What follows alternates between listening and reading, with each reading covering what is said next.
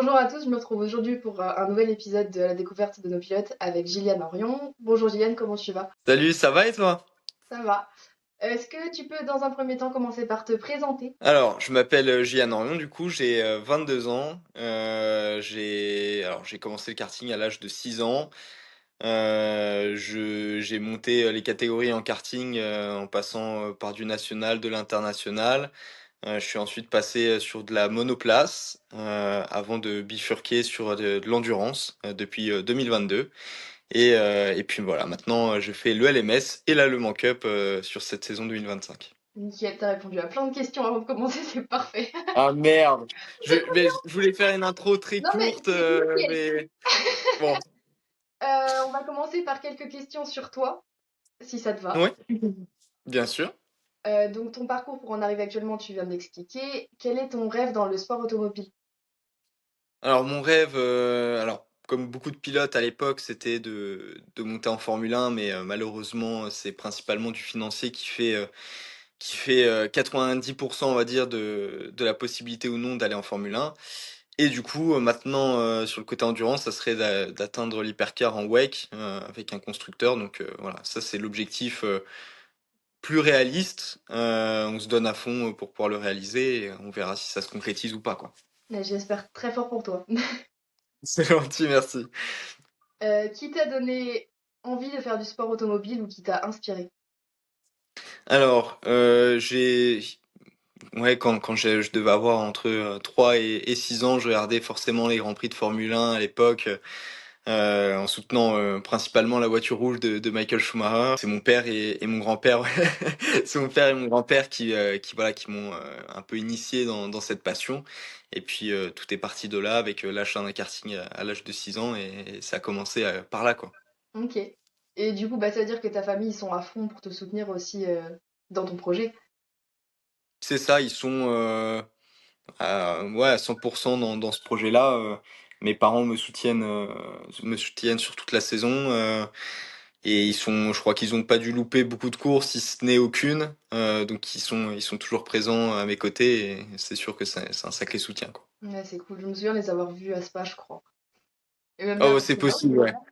Ouais, ouais, je crois que vraiment ils ont peut-être dû louper une course au maximum sur toute Ouais. ma carrière, entre guillemets. Qu'est-ce qui te motive au quotidien pour, continuer dans le sport auto? Alors il y a plein de choses qui me motivent. Forcément, bah, le rêve de devenir pilote professionnel qui m'anime depuis que je suis tout petit. D'un autre côté aussi, rendre bah, forcément fiers mes parents et mes partenaires qui me soutiennent. Ça va aussi de là, c'est que voilà, j'ai des partenaires qui me soutiennent depuis le début de l'endurance maintenant et je suis content à chaque fois de revenir d'une course et dire bon bah j'ai gagné ou en tout cas on a fait un bon résultat et de pouvoir les rendre fiers de cette manière. Donc ouais, déjà réaliser un rêve d'enfant, ça serait génial et puis voilà, ça fait plaisir à tout le monde, quoi. Oui, c'est sûr. Du coup, ton prochain objectif à atteindre pour les années qui arrivent? Alors, il me manque encore le championnat ELMS à gagner, donc j'espère que c'est la prochaine étape à cocher. Et puis ensuite, dans un futur un peu plus lointain, mais j'espère quand même assez proche, c'est de monter en LMP2. Et puis ensuite, l'hypercar s'il y a l'opportunité, mais voilà, ça reste l'objectif principal, quoi. Oui, parce que tu as fait les tests en LMP2, les rookie tests? Alors, j'ai pas fait les tests malheureusement. Ah ouais? J'étais censé les faire, Bah ouais, ouais, non, tu me disais, j'étais il y avait censé ça. les faire. Je devais rouler l'après-midi et un pilote qui a roulé le matin a un peu cassé la voiture Oh et non! malheureusement il y avait pas assez de temps pour réparer donc j'ai pas roulé. Mais Maintenant, vous devez ça devrait arriver dans le futur. Voilà, dans un futur proche, j'espère normalement, je devrais avoir l'opportunité, quoi. bon, c'est cool alors. Quelle est ton écurie de rêve? Ton équipe de rêve? Celle qui me fera confiance. Voilà, non mais franchement, j'ai pas de d'écurie favorite pour l'hypercar, peu importe. Du moment qu'il y en ait une qui me fasse confiance. Mais voilà, si on parle Formule 1, là, je suis un peu plus ouvert au débat. Forcément, quand j'étais petit, bah, je rêvais de pouvoir un jour rouler avec Ferrari. Quand on regarde en même temps les grands pilotes et tout qui ont pu y Ouais. accéder. Mais voilà, peu importe en vrai, du moment que ça va vite, ça me va. OK. Donc quel est le pilote de légende que tu préfères, que ce soit en endurance ou en monoplace? J'avouerai que je regarde quand même. plus tout ce qui est monoplace. Enfin, en tout cas, c'est là où je retiens plus les pilotes. J'aurais dit, bah, du coup, Michael Schumacher à l'époque. Et puis maintenant, j'ai une bonne préférence pour Verstappen, quoi. Je pense que ouais, c'est un des meilleurs pilotes sur la planète et Je, j'aimerais bien voir un petit peu ce que ça donne en vrai, quoi. je suis totalement d'accord avec toi. Bon, ouais. Tant mieux alors. Ah ouais, non, franchement, Max, il est impressionnant. Ouais, non, c'est franchement impressionnant, surtout que, alors là, sur les 3 dernières années, il avait la meilleure voiture, mais quand on regarde même précédemment et ce qu'il fait cette année, enfin, c'est Bah, impressionnant. c'est ça, alors qu'il C'est n'a pas la impressionnant. meilleure voiture, il arrive à remonter quand même en championnat, il est pas loin maintenant. Ouais, j'aimerais bien que ça le fasse, mais à mon avis, ça va être compliqué. Norris commence à prendre petit peu d'assurance mais bon, Faut j'aimerais bien que garder ça tienne espoir. jusqu'au bout, quoi. Faut garder De espoir. quoi, pardon? Ouais, faut garder espoir, exactement. Euh, Ensuite, pour toi, est-ce que le fait de commencer tôt le sport automobile, ça joue dans une carrière ou pas? Oui, parce que on est bah, depuis le plus jeune âge habitué à gérer le stress. On prend aussi beaucoup plus facilement en maturité, parce que bah, alors quand je faisais du karting, ça m'arrivait souvent de partir des fois que avec mon mécanicien pour des journées d'essai. Et c'est toujours travailler avec un adulte en fait. Quand on a 10 ou 12 ans, travailler avec un adulte dès le plus jeune âge, on prend plus rapidement en maturité. Et je pense que ça se retransmet en course auto quand on a des nouveaux pilotes qui arrivent, qui ont jamais eu d'expérience et qui ont jamais connu la course en karting, parce qu'en karting c'est vraiment dur, c'est de la vraie course. Ça permet d'être mieux préparé que certains. Donc non, de commencer au plus jeune âge, ça aide. C'est pas forcément ce qui fait tout. On peut apprendre aussi très vite en commençant plus tard, mais je pense que c'est quand même une bonne aide, quoi. Ouais, c'est un avantage quand même. Ouais, ça l'est. Je pense que c'est forcément mieux, quoi. Est-ce que tu fais des études ou tu travailles à côté de ta carrière dans le sport auto? Ouais, alors j'ai passé à l'époque mon bac à la FFS Academy, donc au Mans. Ok. Et ensuite je suis passé, donc j'ai fait un bachelor il y a 2 ans, bachelor en management du sport. Et du coup je suis repassé sur un master, donc là je suis en train de terminer ma deuxième année, enfin commencer entre guillemets ma deuxième année de master, toujours en management du sport. Et du coup, je suis en alternance en même temps dans une société qu'on a montée avec mes parents à l'époque, qui s'appelle Gian Track Events, d'où des fois le logo sur les combinaisons, etc. Ce qui me permet de créer de l'événementiel principalement dans le sport automobile, que ça soit avec des baptêmes de piste, des événements sur circuit, des invitations sur des courses pour mes partenaires, et aussi du coup de récupérer des fonds financiers pour financer mes saisons avec l'aide des partenaires, etc. Donc c'est à plein temps, je fais que ça, mais bon, c'est génial quoi. Mais du coup, comment t'arrives à t'organiser après pendant les week-ends de course? Bah, en fait, ça a aussi un avantage, c'est que bah, du coup, mon patron, enfin, je suis un peu mon propre patron, quoi. Ok. C'est mon père qui est forcément le chef alternant, mais bon, forcément, c'est plus simple de pouvoir en discuter. Mais du coup, voilà, dès qu'il y a un week-end de course, on pense pas forcément à tout ce qui est école, etc. Ça passe à côté. Là, pour être tout à fait honnête, depuis septembre, il y a eu la rentrée. J'y suis allé la première journée et pour l'instant, j'y suis pas retourné jusque novembre. Donc voilà, il me voit très peu, mais bon, je commence à avoir l'habitude, quoi. Ouais, bon, ça va alors. Je voulais dire, mais qu'est-ce que tu fais de ton temps libre? Mais tu as répondu avec ton alternance et tout ça. C'est voilà, principalement dans le temps libre, c'est l'alternance et la préparation physique, simulateur, etc. à côté, quoi. Nickel. En plus, tu fais pile le lien pour la question d'après. Quelle Ah ouais. préparation physique tu fais? Donc au niveau de la préparation physique, j'ai depuis cette année un partenaire qui s'appelle Myotech. Donc c'est un centre d'électrostimulation et ça me permet de pouvoir encore plus focus sur certains muscles qui sont des fois difficiles à travailler. Donc j'ai ça en complément, plus des séances de sport que je réalise chez moi. J'ai une mini salle de sport chez moi et donc voilà, je me prépare physiquement là-dessus avec des élastiques pour le cou, enfin un banc de musculation etc. quoi. Mais ouais, hein, on varie entre 4 à 5 séances par semaine, donc donc ouais, c'est assez chargé quand même. Ok. On Et c'est s'ennuie. combien de temps à peu près tes séances? Ça dépend de ce qu'on prévoit, mais bon, ça peut aller entre 1 heure et demie à 2 heures et demie environ. Tout dépend de si je suis efficace ou pas, mais, mais voilà, en Ouais, gros, c'est c'est une bonne ça, quoi. séance quand même. Ouais, ouais, ouais, non, non, ça va, il y a pire, il y a pire. Est-ce que tu fais de la préparation mentale ou pas? Alors, c'est un sujet qui est super important, dans le sport automobile parce que je pense que le mental, il fait, 90 de la performance d'un pilote. J'ai eu, recours, pendant mes années de karting à un sophrologue, donc ça a été un moment, clé, de ma carrière où il a fallu que je sois entouré, mentalement. J'ai été entouré, ouais, pendant 2 ans, je crois. Maintenant, j'ai plus rien. Mais je l'avais été et maintenant je suis depuis ce sophrologue un petit peu libéré donc moins j'en fais, moins je me coach mentalement, moins j'y pense et plus je suis efficace quoi. Voilà, quand Ok. j'arrive sur un week-end de course et que je dois monter dans la voiture, jusqu'au moment où je monte dans la voiture, je pense pas à la course et ça me Ouais. permet de pas avoir le stress etc. Et de pouvoir rouler au mieux quoi. Ok. Bah, du coup, est-ce que tu as un rituel avant de te concentrer ou pas en course ou pas du tout? Pas du tout. Avant j'avais plein de choses, de superstitions, de choses comme ça, mais depuis 2 ans là, j'ai plus rien du tout et en fait, c'est pas plus mal parce que, on pense à rien quoi. Vraiment quand avant de monter dans la voiture, je pense, comme si, Oui, j'allais bah en oui. cours, un jour de la semaine quoi et Ouais. puis, au moment où ça monte dans la voiture, bon bah là, il y a tout qui se passe mais ça permet de vraiment s'enlever une charge mentale.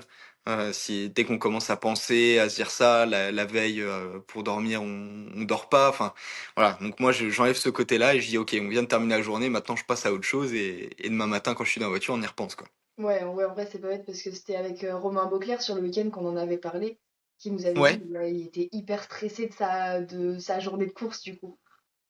Ouais, bien sûr. Bah, il jouait aussi le championnat. Bah, je le jouais aussi à Portimao, mais oui, non, c'est sûr que après c'est aussi ses premières années entre guillemets Ouais. dans un championnat européen et tout, donc forcément c'est pas le plus simple. Mais quand il aura ce déclic-là, et je suis sûr qu'il l'aura un jour, c'est ouais, tu vis mieux les week-ends de course, tu prends plus de plaisir et c'est Ouais, souvent tu plus profites. performant à la fin, quoi. Voilà. Est-ce qu'il y aurait une course qui t'a marqué dans ta carrière? Une course qui m'a marqué. Alors, c'est pas forcément la course la plus belle que j'ai pu effectuer, mais j'aurais dit Castellet en 2022. Donc, pour le contexte, je terminais, enfin, en 2021, je ne faisais rien parce que financièrement, on n'était pas capable. Et pendant l'hiver 2021 à 2022, il y a comment Franck Tinet de chez Ligier qui contacte mon père et qui me dit écoute, en fait, là tu fais plus rien et si tu reprends la Ligue European Series, tu as une possibilité de pouvoir évoluer en endurance et pouvoir peut-être continuer ta carrière. Donc au final, on s'est lancé là-dessus, sans avoir trop de garanties de savoir si j'allais être performant, si ça allait pouvoir bien marcher, etc. Et au final, on arrive sur ce premier week-end de course et on gagne la première course. Et je me souviendrai toujours que c'était un moment un petit peu où on se dit ok, en fait ma carrière est peut-être pas finie et on peut encore se battre et on a peut-être les moyens de se battre jusqu'au bout pour continuer. Donc ouais non, je crois que c'est la course qui m'a le plus marqué sur ces 10 dernières années quoi. Ouais. Bah oui, parce qu'au moins tu t'es dit qu'après tu pouvais continuer et tout ça, c'était pas vraiment fini. Ouais c'est ça. Et puis parce que après t'as toute la saison, donc faut que ça se passe bien sur toute la saison. Mais Oui, on savait que là on avait le rythme et que voilà que rien n'était ça redonne un perdu et que espoir. exactement, voilà, c'était surtout ça, voilà. Le mot de la fin, c'est espoir. Quel a été, pardon, le choix ou le moment le plus difficile de ta carrière? Heu, alors j'en ai eu, 2 moments difficiles, quand j'ai dû arrêter, bah, la course automobile en 2021 et c'était en 2018. Donc ça, c'était les moments difficiles. Le choix difficile, j'en ai pas eu réellement, heu, parce que les choix qu'on a fait, la plupart du temps, je parle surtout en karting, ça avait été, financier. Ouais, En gros, pour la faire, bref, depuis le début de ma carrière, on a toujours fait, d'une manière très familiale avec mes parents. Donc ça veut dire qu'on arrivait dans des championnats de France ou championnats européens, à se battre contre des structures, qui étaient officielles et nous, on arrivait avec, un mécanicien et voire 2 et on se lançait là-dessus. Donc on l'a toujours fait d'une manière très très familiale. Pareil en formula régionale à l'époque contre Arthur Leclerc et il y avait Jamie Chadwick aussi à l'époque. Donc ça a été jamais très simple, mais au final, je pense que c'était un bon choix, même si ça n'a pas été réellement un choix voulu, mais ça m'a permis d'apprendre pas mal de choses sur l'envers du décor du sport auto, quoi. Pas que la facette pilote, mais tout ce qu'il y a autour. Ok. Quelle est ta meilleure anecdote dans le sport auto? Alors là, bonne question. Meilleure anecdote, franchement, j'en sais trop rien. Ouais, non, j'en ai pas là. Je Ah, suis ça va pas désolé, te j'en ai venir. vraiment pas. Ça J'en ai va, vraiment pas. Je suis en train de réfléchir si jamais je reviens dessus, mais là, j'en ai pas là. J'en ai pas. pas de souci. Quel est le circuit sur lequel t'as préféré rouler? Le circuit préféré, je dirais Spa-Francorchamps. Parce que c'est le circuit déjà proche de chez moi, donc c'est pas mal non plus. Et puis c'est un circuit de fou, quoi. Le circuit est génial. On peut dépasser avec ce genre de voiture, on peut dépasser. Il y a des tentatives de dépassement qui se font. Et puis c'est juste un plaisir de rouler dessus. Grosse surprise aussi avec Silverstone que je connaissais Mhm. pas avant cette année. Et ça a été aussi un coup de cœur. Donc voilà, Ouais, je mettrai quand même pas Francorchamps en tête. ok. On va passer un peu plus sur ta carrière. Donc, avant d'être en endurance, t'es passé par la monoplace, donc la F4 France, c'est ça, et la Formule régionale. Ouais, Est-ce c'est ça. que, du coup, bah, c'est, comme t'as dit, par manque de moyens que ça t'a fait, enfin, oula, que t'as continué en endurance? Ouais, en fait, c'est ça, c'est que donc on a fait la F4, on est passé ensuite en Formula régionale avec, comme je te disais, deux mécaniciens et mon père, et on allait sur les courses. Et on a fait des bons résultats, mais comparé à des structures qui font que ça toute l'année, moi les mécaniciens, ils avaient un job à côté, hein, voilà, Mm. on arrivait sur les courses un petit peu à chaque fois avec beaucoup de retard. Mais voilà, donc après cette saison, financièrement, même si on avait eu des équipes qui nous ont contactés pour l'année suivante, pour faire ce même championnat, on n'avait pas les moyens financiers de le faire. Et moi, j'ai mis quasiment un terme à ma carrière, quoi. En tout cas, je me voyais pas revenir en auto. Et c'est pour ça que, bah, comme je le disais, quand Franck m'a appelé et m'a reparlé de ce championnat, on s'est lancé là-dessus et on a vu que l'endurance était une opportunité de carrière où le financier fait quand même malheureusement encore beaucoup partie de ce sport, mais il y a quand même plus d'opportunités et plus de chances de pouvoir percer, quoi. Ouais, que la monoplace, parce que la monoplace, c'est vraiment trop... Ouais, c'est restreint, en fait. C'est restreint. Alors déjà en plus pour aller en Formule 1, on le voit avec Théo Pourchaire qui avait gagné le championnat de F2, ça lui permet pas d'accéder forcément à la Formule 1 parce que bah, les places sont souvent prises et pendant plusieurs années. Et en plus de ça, voilà, pour arriver sur des catégories comme F3 ou F2, c'est des gros budgets à mettre en Ouais. place et très peu de pilotes peuvent se l'offrir et nous, on ne fait pas partie de ces pilotes qui peuvent se l'offrir. Donc au final, l'endurance, c'était beaucoup plus simple. Déjà, les coûts, alors, malgré que la voiture coûte cher, vu qu'on est trois pilotes sur la voiture, bah, ça permet de diviser les coûts par trois et donc plus accessible financièrement, quoi. Ok. Donc, en endurance, tu as gagné la Ligue European Series. Est-ce que tu peux nous raconter un petit peu ce que ça t'a apporté de gagner cette catégorie? Alors, ça m'a apporté beaucoup de choses. Alors, forcément, il y a la bourse à la fin de la saison qui aide à monter en Le Mans Cup, mais ça m'a permis aussi d'obtenir de la visibilité au niveau des équipes, etc. Je sais que maintenant, là, les équipes regardent vraiment le championnat, qu'ils soient en Le Mans Cup ou en LMS. Vraiment, elles s'intéressent au championnat.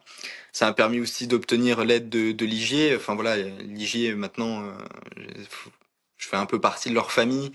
Et j'ai été là pour tester et développer leur nouvelle P3 qui va plutôt pas mal. Donc voilà, non, ça m'a permis vraiment d'avoir pas mal de choses et vraiment une belle visibilité sur le plan endurance, quoi. Ok. Moi, ça m'étonne pas en soi, parce que c'est vrai qu'en plus, c'est une bonne catégorie pour ensuite accéder à la suite. C'est ça, et en plus de ça, ouais, comme tu le dis, ça permet d'avoir aussi le trafic avec les JS2R, donc ce qui se rapproche vachement des GT3, etc. en Le Mans Cup. Donc en fait, quand on sort de la Ligue European Series, on peut directement passer en Le Mans Cup sans être trop perturbé. Ou en ELMS, il y en a qui l'ont fait, et ça s'est plutôt bien passé à chaque fois, quoi. Donc ensuite, t'es passé en Le Mans Cup avec Julien Gerby, si j'ai bien fait mes C'est recherches. ça, c'est ça. Et tu t'es retrouvé coéquipier avec lui pendant 2 ans, parce que t'as été aussi avec lui après en ELMS. Comment ça s'est passé, votre duo? Plutôt bien. Alors, bah, du coup, je le connaissais forcément parce qu'en P4, c'était, mon team manager, vu que je roulais encore avec Virage à cette époque-là. L'entente, bah, du coup, elle a été, facilement, enfin, ça s'est vite mis en place, quoi. Voilà, on se connaissait déjà d'avant, on avait les mêmes objectifs qui étaient de gagner le championnat et de pouvoir ensuite évoluer potentiellement sur de l'ELMS. C'était une saison plutôt bonne. Elle aurait pu être encore meilleure si on n'avait pas eu certains faits de course. On a joué le championnat jusqu'à la dernière course, ça a été chaud. Mais au final, ouais, non, c'était plutôt une bonne année, quoi. Forcément, quand on gagne un championnat, elle n'a pas été mauvaise, mais c'était une année plutôt sympa sur tous les terrains. Ok. Donc ça veut dire que tu as passé 3 ans avec Team Virage. Est-ce que tu peux un peu nous parler de l'équipe, ce qu'elle t'a apporté et tout ça? Alors, pas mal de choses. Déjà, c'est une équipe qui est très familiale sur le plan, on va dire, sympathie. C'est une équipe professionnelle, hein, là-dessus, il y a aucun doute. Ça m'a permis aussi d'apprendre pas mal de choses sur le côté endurance, que ça soit sur la gestion des pneus, sur la gestion de l'essence, sur la gestion de course dans la globalité. Voilà, et c'est eux qui m'ont appris un peu toutes les facettes de l'endurance. Et puis voilà quoi. Donc ça m'a permis d'évoluer sur ces points de vue-là, quoi. Ok. Donc cette année, tu étais dans 2 championnats différents, en Le Mans Cup chez Motorsport 98 et en ELMS chez RLR. Est-ce que tu peux un peu nous expliquer la différence entre les deux catégories? La différence donc entre la Le Mans Cup et le LMS, c'est que en Le Mans Cup, c'est course de 2 heures. Il y a de la GT3, il y a deux catégories en LMP3, donc les pros amateurs, donc on partage le volant avec un amateur et un pro, et les pros, donc là les deux pilotes sont forcément pros. Et en ELMS, donc c'est course de 4 heures. Il y a des GT3, ça c'est pareil qu'en Le Mans Cup, mais par contre là il y a ce côté P2 avec P2 Pro Am et P2 Pro. Et donc les deux ont des spécificités, et c'est pas forcément les mêmes courses et les mêmes choses qu'on regarde et qu'il faut faire. Mais c'est deux styles complètement différents et deux styles à s'adapter et deux styles d'endurance qui sont plutôt sympas. Je sais pas si j'ai bien répondu à la question ou pas. Nickel. Au Bon. niveau des P3, enfin, c'est exactement les mêmes voitures, il n'y a pas de différence entre les deux. Non, aucune. C'est les mêmes voitures. La seule différence, bah, du coup, c'est avec les deux équipes où le setup est différent. Mais non, c'est les mêmes voitures, mêmes pneus. La seule différence, c'est que en Le Mans Cup, bah, c'est que des Michelin qui roulent, que des pneus Michelin sur toutes les voitures, alors qu'en LMS, on a aussi les Goodyear. Et ça change pas mal de choses entre les deux championnats, où souvent la Le Mans Cup est plus rapide que le LMS parce qu'il y a cette gomme Goodyear qui se rajoute et qui est moins performante pour les P3, quoi. Ok, Voilà. pas du tout. Euh, Voilà, comme ça au moins. c'est ça, tu m'apprends quelque chose aussi. Est-ce que ça change du coup beaucoup de façon de faire entre les deux équipes dans lesquelles tu es? Ouais, alors c'est deux équipes foncièrement du coup différentes. Il y en a une qui est bah, Motorsport 98 qui est très familiale, on va dire, très professionnelle mais très familiale, comme je le disais. Enfin, on se sent bien quoi. C'est une équipe qui est super. On a bossé sur toute la saison et c'était génial de travailler avec eux. Et RLR, bah du coup c'est un team anglais, donc déjà il y a quand même cette barrière de langue malgré tout qui reste présente. Alors voilà, c'est équipe très professionnelle, un peu plus froid de premier abord. Après quand on commence à connaître l'équipe, ça va mieux.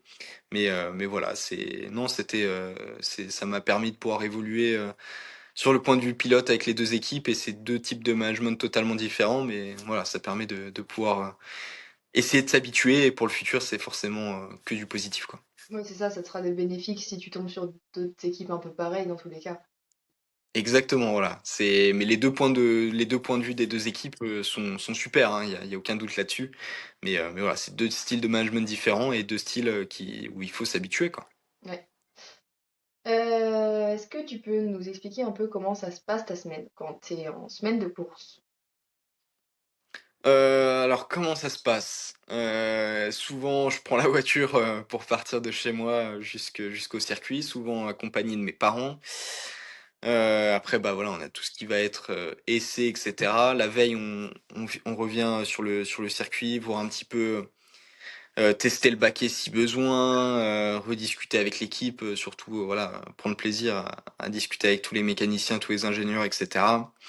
Voir un petit peu comment va se dérouler la semaine de course. On revoit un petit peu les stratégies des années précédentes.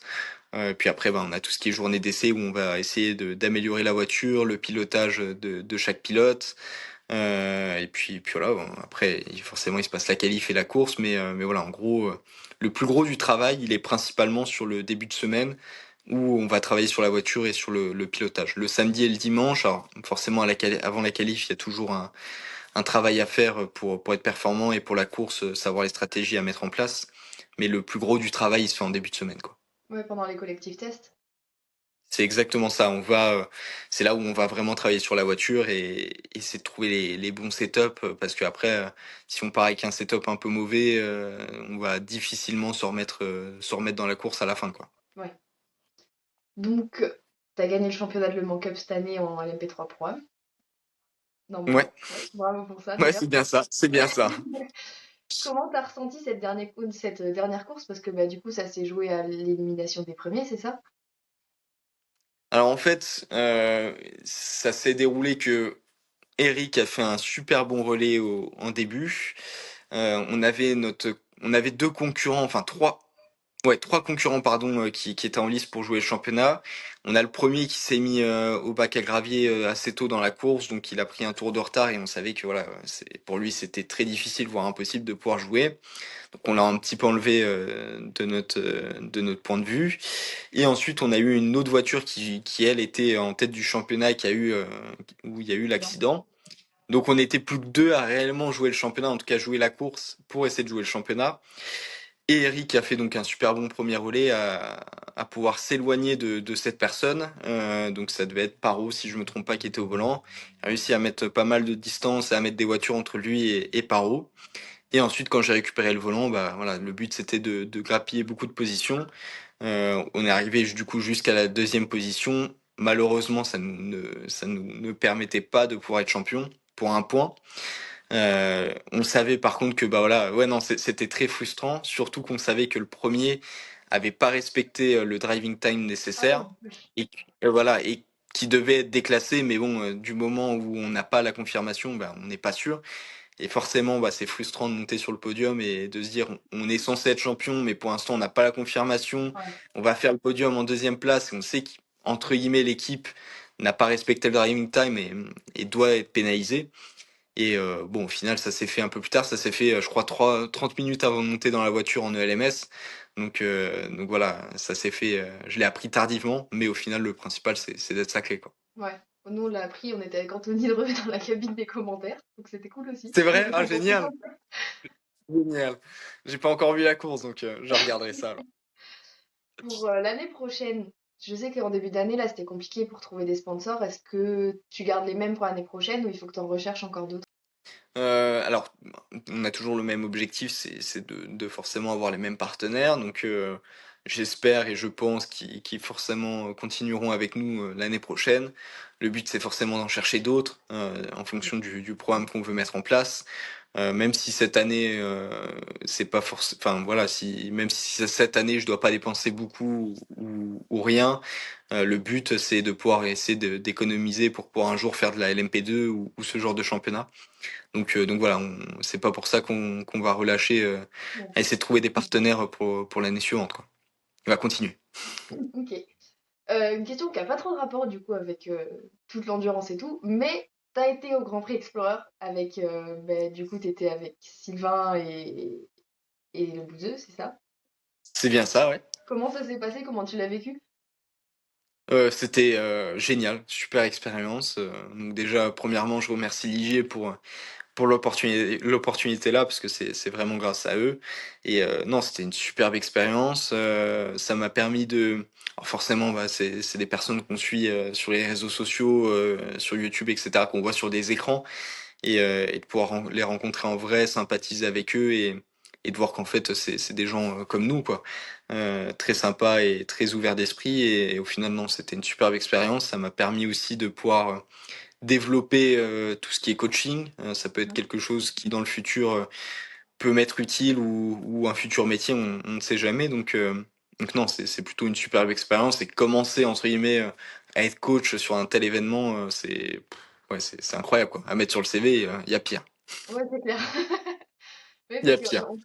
j'ai vu le live, je vois deux têtes que je connais, je vois ta tête et celle de Roman, je fais mais non, c'est super drôle. Vraiment, on s'y attendait pas du tout. Avec ma pote, on a fait mais ça vient d'où? Ah ouais, non, non, c'est un truc qui s'est prévu, si je me trompe pas, c'était juste après Spa-Francorchamps, en tout cas que nous, Ah, c'était on récent en était plus, hein. au courant avec Romain. Ouais, ouais, on a fait une journée à Manicourt juste avant le GP Explorer. Mais c'est un truc qu'il fallait garder secret. Bah, normal. Ça l'a été, donc on était plutôt content que ça le reste. Mais ouais, non, c'est une expérience qui est juste incroyable. Et vraiment, je te dis, c'est un truc, ouais, forcément, quand on te propose ça, tu as du mal à réaliser. Tu te dis, ok, je saute sur occasion parce que un truc C'est comme clair, ça tu se peux pas repose dire pas deux non. fois, quoi. Ah bah non, je confirme, je confirme. Non, mais c'est vrai que en vrai, c'est incroyable, quoi. C'est un truc de fou, quoi. Ouais. C'est dur de le réaliser, enfin de réaliser que c'est réel, quoi. Il y a un monde de fous, il y a un tel engouement, enfin c'est génial, quoi. Et puis je pense que ça a apporté aussi beaucoup de visibilité à la Ligue European Series, Ouais, ça parce que c'était voilà, grave cool. à quatre voitures, avoir une si belle course, c'est juste génial, quoi. Bah, j'avoue, il y avait le Grand Prix de F1 en même temps, j'étais plus concentrée sur la course de Ligier et Delia que sur le Grand Prix.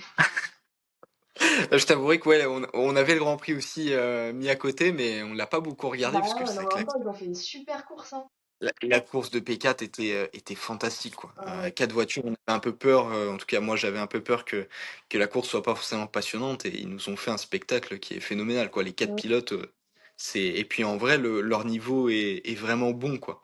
Voilà, ils sont pas professionnels, ça c'est sûr, mais ils ont un niveau qui est loin d'être déconnant et je pense qu'ils pourraient se battre dans un top 5 en Ligue Open Series, ça m'étonnerait pas, quoi. Ah ouais, quand même. Donc c'est plutôt bon. Ouais, non, franchement, j'étais agréablement surpris, quoi. On va passer à une partie où tu vas devoir répondre le plus rapidement entre deux propositions. Ah, putain.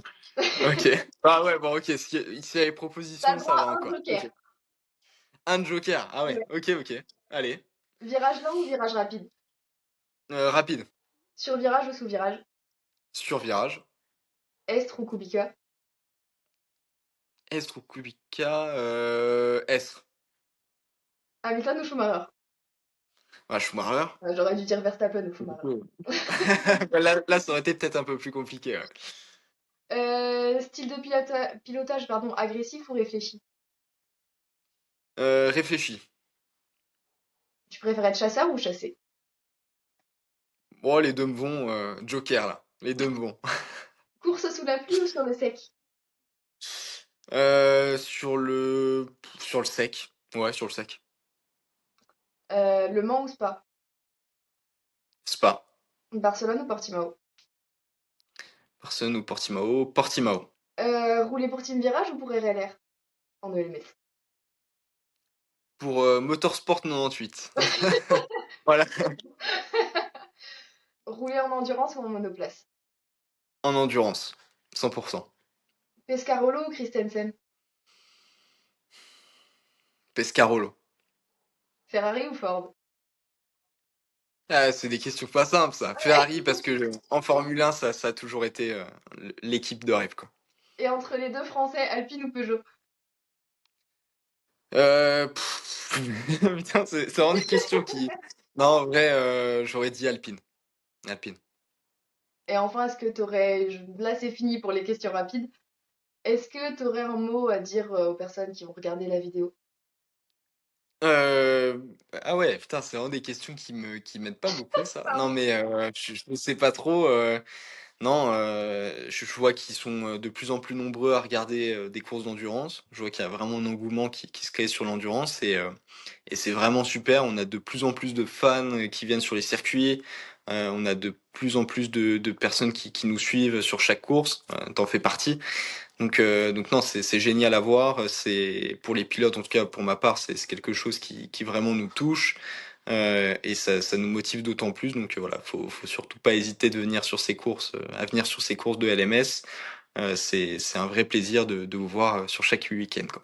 Et surtout que c'est pas cher, contrairement à la F1. C'est Il y pas a quelques cher. avantages. Non, mais c'est vrai, c'est pas cher. Bah ouais, Il y a beaucoup plus d'accès, enfin, c'est beaucoup plus facile, bah, du coup, de rencontrer les pilotes, ouais. de pouvoir accéder un petit peu aux box, etc. Enfin, voilà, c'est beaucoup plus simple, on va dire. Et je pense il se passe aussi beaucoup plus de choses en course. Enfin, voilà, on a eu une course à Silverstone. Bon, il y a eu quand même pas mal de casses, et ça, c'est un peu dommage. Mais il se passe tellement de choses. Enfin, c'est impressionnant, quoi. Ah On mais c'est s'ennuie ça, pas. bravo, c'est clair. Il y a des Ouais, moments ouais, où c'est vrai avec qu'à une Portimao heure aussi, trente de c'était Formule sympa. 1, tu t'ennuies, alors avec 4 heures de LMS, tu t'ennuies jamais. C'est ça, bah, c'est aussi le fait qu'il y ait plusieurs Ouais, catégories c'est sur les ça. courses de LMS. Et puis, quand on s'intéresse vraiment aux courses, il y a beaucoup de stratégies qui sont mises en place, comparé à de la F1 où voilà, ça va être un shortcut. Enfin, voilà, on va essayer de juste décaler sa stratégie. Là, il se passe tellement de choses entre le fuel management, le tire management, en fonction des pilotes, qui on met avant, qui on met après. Enfin, il y a beaucoup de choses, et c'est vraiment passionnant, quoi. De le vivre de l'intérieur, c'est incroyable. Mm. Mais c'est super intéressant à voir aussi. Je suis d'accord. Bon, tant mieux alors.